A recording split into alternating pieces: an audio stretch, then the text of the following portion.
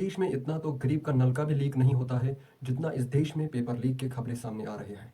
इनके बारे में मैं ये बता दूं क्यों, एक सेकंड इनके बारे में। अब तो आपकी उम्र निकल गई है शायद एग्जाम देने की। हाँ, आदमी थक गया, जितनी बार एग्जाम देने गए उतनी बार सर पर्चा लीक हो गया।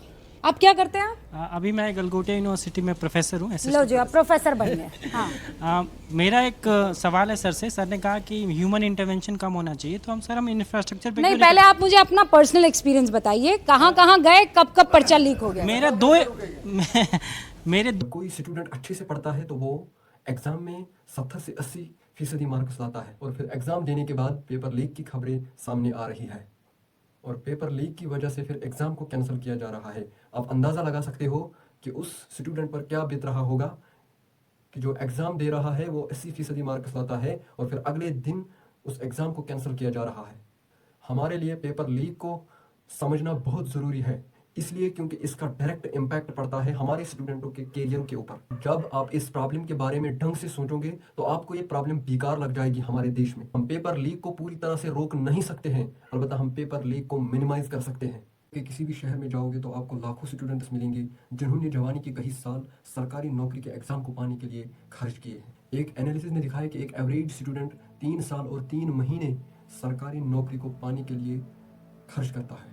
स्क्रीन पर दिखाई दे रहे हैं ये प्रतियोगिता में बैठने वाले जो कॉम्पिटिटिव एग्जाम है उनकी तैयारी करने वाले बच्चे हैं। और फिर बता दूं, एवरेज 3 साल से ज्यादा ये मेहनत करते हैं और जब ये बैठते हैं वहां पर पता लगता है कि पेपर तो भाई साहब लीक हो गया है। कैसे लीक हुआ भाई? एक ने 50 लाख रुपए देने का वादा किया था, पेपर लीक हो गया। भाई साहब का पुत्र जो है या पुत्री जो है उसको पढ़ना नहीं था, वो चाह रहे थे कि लीक हो जाए, सारे सवाल मिल जाए, जवाब दे दे और हम बन जाए। आप इमेजिन कीजिए कि आप एक गरीब घर से ताल्लुक रखता है, आपने गांव छोड़कर आप शहर में आ गए सरकारी नौकरी का एग्जाम क्वालिफाई करने के लिए और आपने 3 साल और 3 महीने लगाया एग्जाम को क्वालिफाई करने के लिए। आपने पढ़ा और आपने एग्जाम में अच्छा किया। अगले दिन आपने न्यूज़ चैनल में सुना एग्जाम होगा अगले साल, पेपर लीक की वजह से पेपर को रद्द किया गया। आपको ये बड़ा नहीं लग रहा है?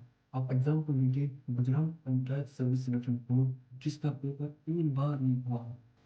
अब नौजवान या तो रोजगार रखेंगे या तो किसी प्राइवेट कंपनी में उनके रोजगार करेंगे। मैं आपको बताना चाहता हूँ कि एक पेपर लीक की वजह से एक स्टूडेंट की जिंदगी के ऊपर क्या असर पड़ता है।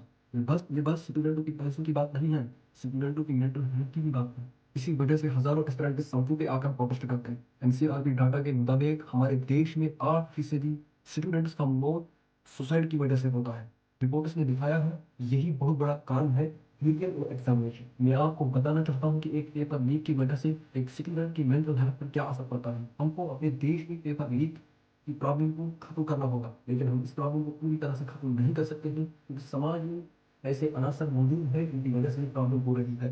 लेकिन हमको पता है हमारे देश में कानूनों की कमी नहीं है, हमारे देश में लॉज की कमी नहीं है, बस इन लॉज को एनफोर्समेंट की जरूरत है। हम पेपर लीक को मुश्किल से मुश्किल करवा सकते हैं लेकिन पूरी तरह से रोक नहीं सकते।